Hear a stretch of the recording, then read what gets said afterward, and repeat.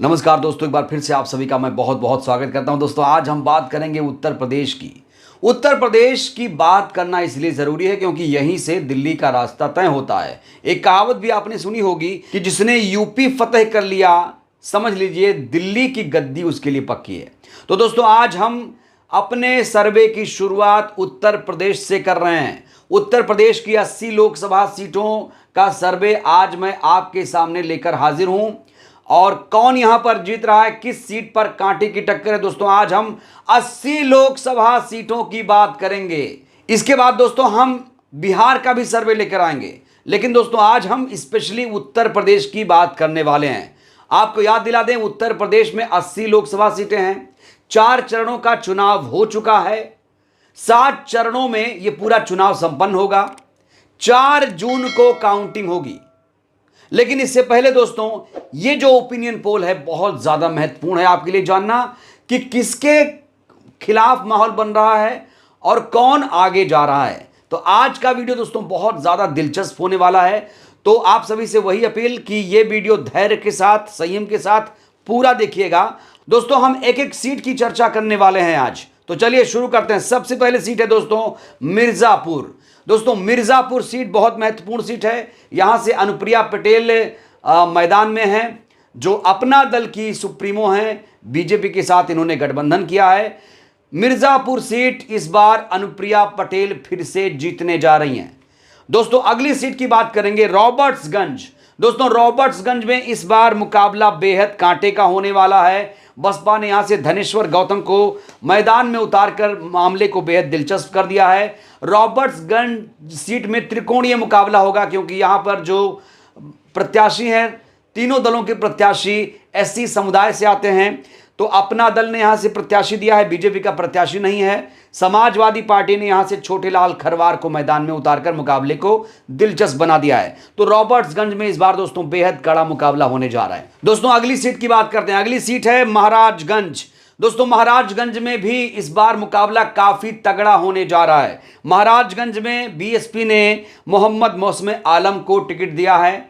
मुस्लिम प्रत्याशी मायावती जी ने यहां से उतारा है और बीजेपी ने पंकज चौधरी को मैदान में उतारकर मुकाबले को बेहद खास बना दिया है। दोस्तों महाराजगंज लोकसभा सीट पर भी काफी तगड़ी फाइट होगी।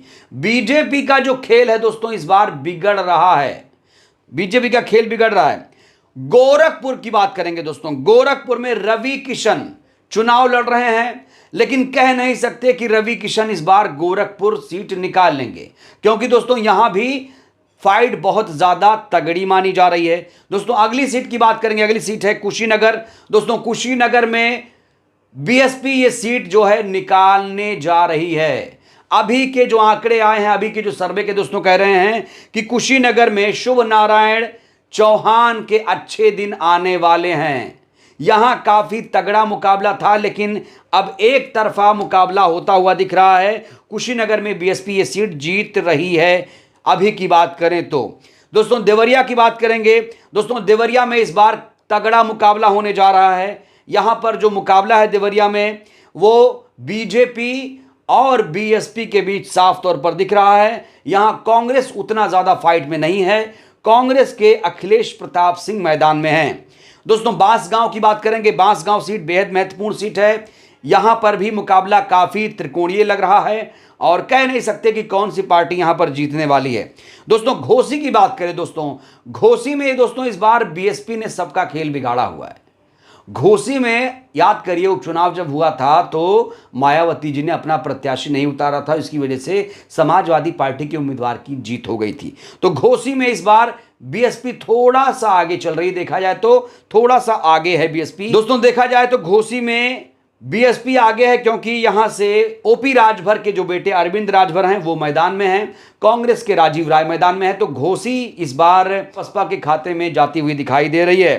दोस्तों सलेमपुर में भी ऐसा हाल है। सलेमपुर में भीम राजभर मैदान में हैं। भीम राजभर बहुत तगड़ी फाइट कर रहे हैं इस बार और भीम राजभर के पक्ष में यहां पर माहौल बन चुका है और सबको पीछे छोड़ रहे हैं। अभी देखा जाए तो सबसे आगे वो रेस में निकलते हुए दिखाई दे रहे हैं।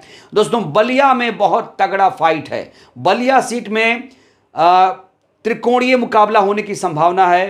बीजेपी दावा तो कर रही कि बलिया वो निकाल लेगी, लेकिन दोस्तों ऐसा लग नहीं रहा है फिलहाल। दोस्तों गाजीपुर सीट की बात करें तो गाजीपुर में इस बार बीएसपी की बल्ले बल्ले होने जा रही है। उमेश कुमार सिंह के अच्छे दिन आने वाले हैं। बीएसपी गाजीपुर में भी अच्छी फाइट कर रही है। दोस्तों अब बात करेंगे चंदौली की। चंदौली में दोस्तों इस बार बीजेपी कमाल करेगी। चंदौली में बीजेपी कमाल कर सकती है। हालांकि तीनों प्रत्याशी फाइट कर रहे हैं, लेकिन बीजेपी थोड़ा सा दोस्तों यहां पर आगे दिखाई दे रही है। वाराणसी की दोस्तों बात करेंगे। वाराणसी में दोस्तों बात करें तो नरेंद्र मोदी यहां से चुनाव लड़ रहे हैं और वाराणसी से नरेंद्र मोदी चुनाव जीत रहे हैं। सर्वे यही कहता है, मूड यही कहता है कि वाराणसी से कांग्रेस पार्टी चुनाव हार रही है और वाराणसी से नरेंद्र मोदी चुनाव फिर से तीसरी बार जीत रहे हैं। दोस्तों अगली सीट की बात करेंगे। अगली सीट है अंबेडकर नगर।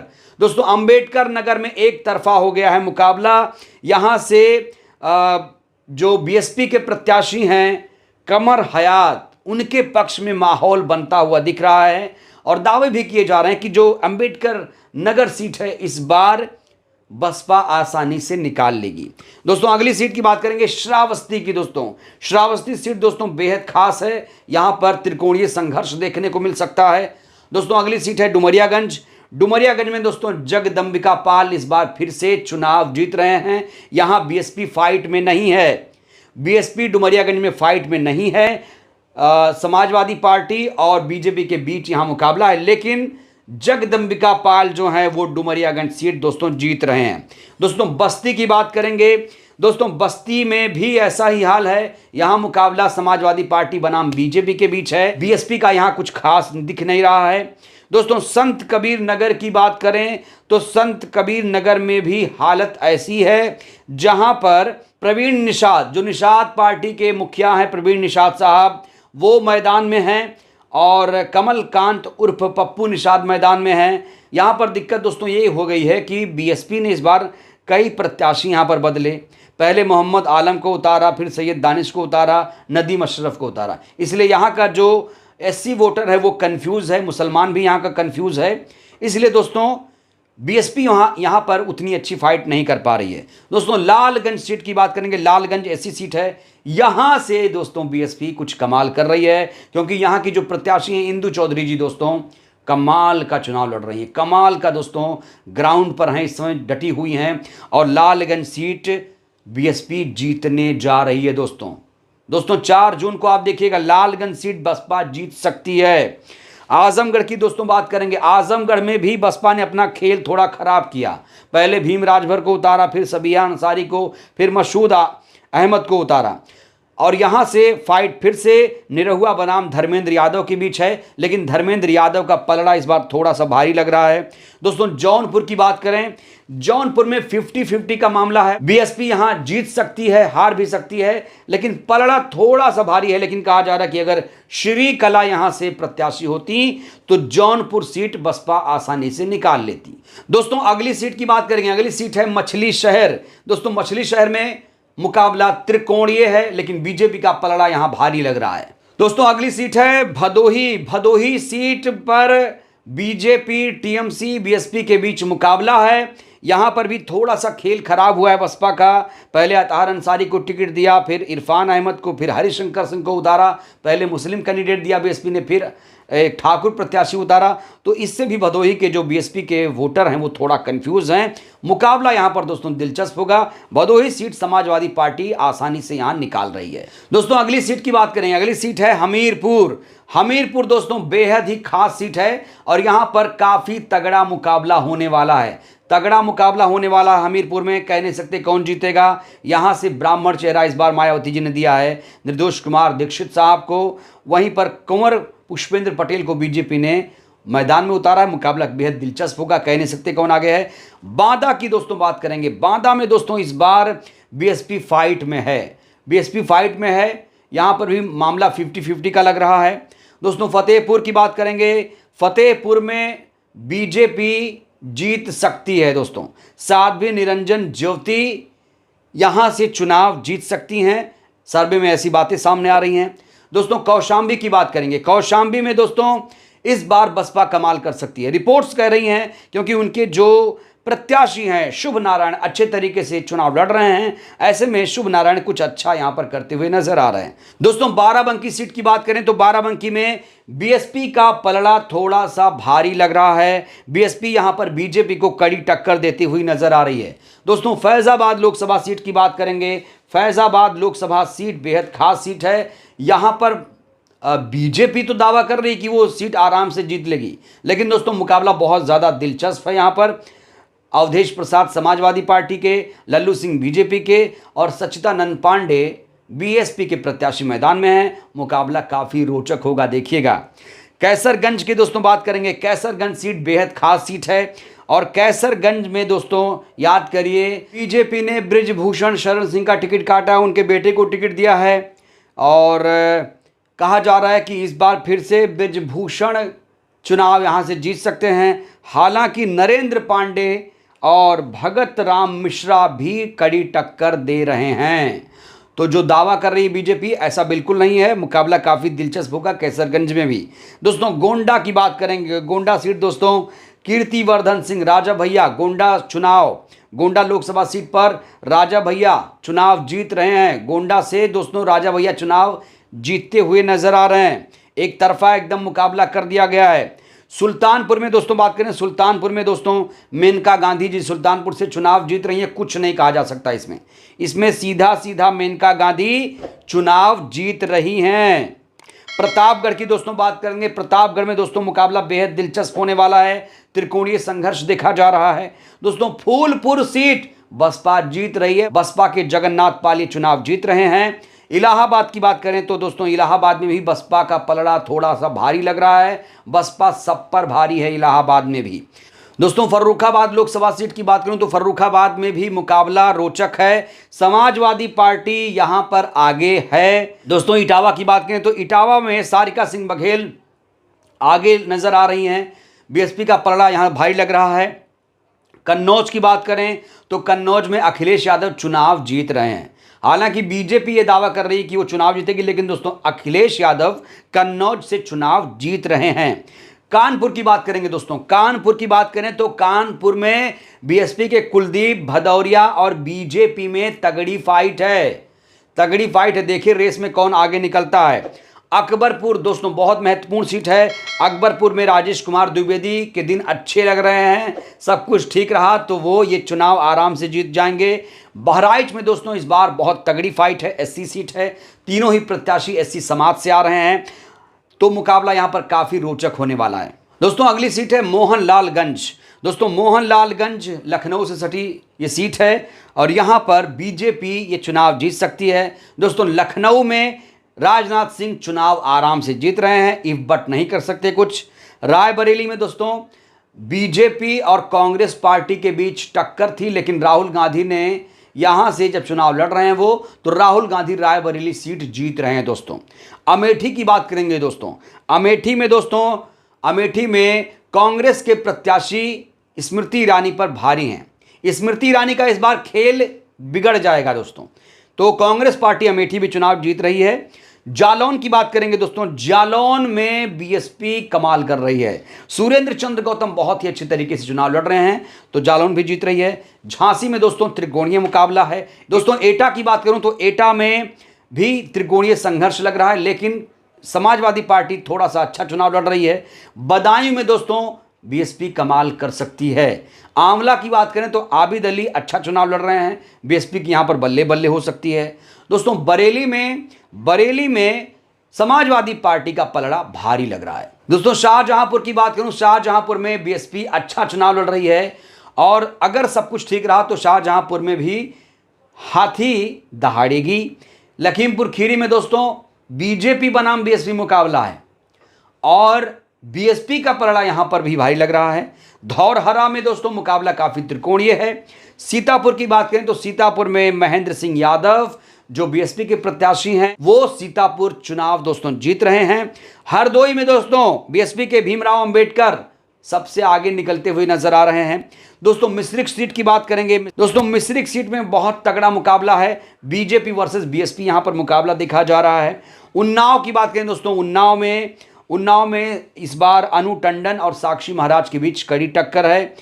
यहां बीएसपी का प्रत्याशी तीसरे नंबर पर आएगा। दोस्तों गाजियाबाद की बात करेंगे। गाजियाबाद में दोस्तों बीएसपी कड़ी फाइट में है और ये सीट आराम से वो निकाल सकती है। गौतम बुद्ध नगर में बीएसपी बीजेपी को कड़ी टक्कर दे रही है, यहां पर समाजवादी पार्टी तीसरे नंबर पर आ सकती है। बुलंदशहर में दोस्तों, बुलंदशहर में समाजवादी पार्टी अच्छा करती हुई दिख रही है, बीजेपी का हाल बुरा है यहां पर। अलीगढ़ में दोस्तों समाजवादी पार्टी अच्छा कर रही है, अलीगढ़ में अच्छा कर रही है। मथुरा में दोस्तों हेमा मालिनी चुनाव जीत रही हैं, बिल्कुल उनको कोई नहीं रोक सकता। संभल की दोस्तों बात करेंगे। संभल में जो चुनाव है काफ़ी दिलचस्प है और समाजवादी पार्टी संभल सीट जीत रही है।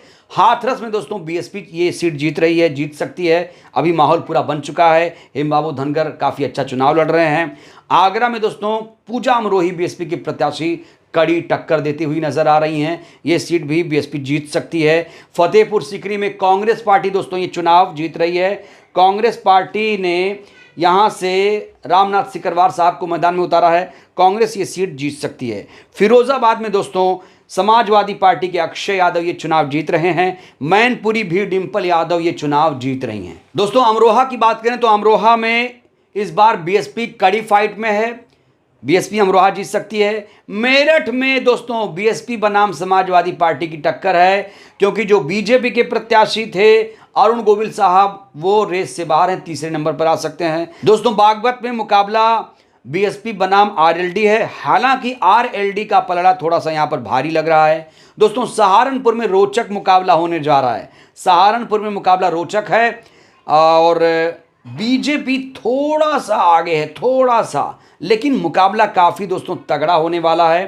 दोस्तों बीएसपी के जो प्रत्याशी माजिद अली हैं वो यहाँ पर नेक टू नेक फाइट कर रहे हैं। कैराना की बात करें दोस्तों, कैराना सीट इस बार दोस्तों इकरा हसन निकाल रही हैं। दोस्तों इकरा हसन का पलड़ा यहाँ पर भारी लग रहा है, हालांकि भारी प्रत्याशी इस बार मायावती जी ने उतारा था श्रीपाल राणा जी को, वो भी अच्छा चुनाव लड़ रहे हैं। पीलीभीत दोस्तों, पीलीभीत में खेल खराब हो गया है बीजेपी का, बीजेपी ने सीट पर इस बार जितिन प्रसाद को उतारा है। इस बार पीलीभीत में हार हो सकती है बीजेपी की, यहाँ बीएसपी बनाम एसपी का मुकाबला है। रामपुर में दोस्तों बीएसपी के प्रत्याशी ने कड़ी टक्कर देनी शुरू कर दी है, बीजेपी वर्सेस बीएसपी मुकाबला है यहाँ पर। मुजफ्फरनगर में दोस्तों दारा सिंह प्रजापति ये चुनाव जीत सकते हैं, जीत रहे हैं ऐसा कहा जा रहा है और बहुत तगड़ा मुकाबला, बहुत तगड़ी फाइट कर रहे हैं वो। नगीना सीट में दोस्तों बहुत रोचक मुकाबला होने वाला है। आज़ाद समाज पार्टी के जो चंद्रशेखर हैं वो तगड़ी फाइट कर रहे हैं, बीएसपी यहाँ तीसरे नंबर पर आ सकती है दोस्तों, बीएसपी तीसरे नंबर पर आ सकती है। यहाँ चंद्रशेखर आज़ाद ये चुनाव जीत सकते हैं, कहा जा रहा है मुसलमानों का उन्हें वोट ज़्यादा मिला है, तो बीजेपी जो सपना सजा रही है यहाँ पर चूर चूर होता हुआ नज़र आ रहा है। बिजनौर में दोस्तों, बिजनौर में जो बीएसपी अच्छा कर रही है, काफ़ी अच्छा कर रही है, यहाँ के जो प्रत्याशी विजेंद्र सिंह साहब हैं बहुत अच्छा मेहनत कर रहे हैं। ये चुनाव जो है बिजनौर का बीएसपी जीत रही है। चंदन चौहान यहाँ पर दूसरे नंबर पर आएंगे और जो दीपक सैनी साहब हैं वो तीसरे नंबर पर आएंगे। मुरादाबाद में दोस्तों तगड़ी फाइट है, हालांकि बीएसपी के प्रत्याशी उतना अच्छे तरीके से चुनाव नहीं लड़ पा रहे हैं। यहाँ दोस्तों समाजवादी पार्टी अच्छा चुनाव लड़ रही है, भले उसने प्रत्याशी बदला था लेकिन एसटी हसन का समर्थन रुचि वीरा को मिल गया है। ऐसे में बीजेपी यहाँ पर दूसरे या तीसरे नंबर पर मुरादाबाद में आ सकती है। तो दोस्तों ये है उत्तर प्रदेश की 80 लोकसभा सीटों का ओपिनियन पोल, महा ओपिनियन पोल। ये अभी का सर्वे है दोस्तों, अभी बहुत कुछ बदलेगा। फिलहाल के लिए दोस्तों जो माहौल चल रहा है उस हिसाब से मैंने आपको उत्तर प्रदेश की 80 लोकसभा सीटों का जिक्र किया है। एक एक सीट के बारे में हमने आपको बताया है कि कौन किस पर भारी है, कौन कहां से जीत रहा है।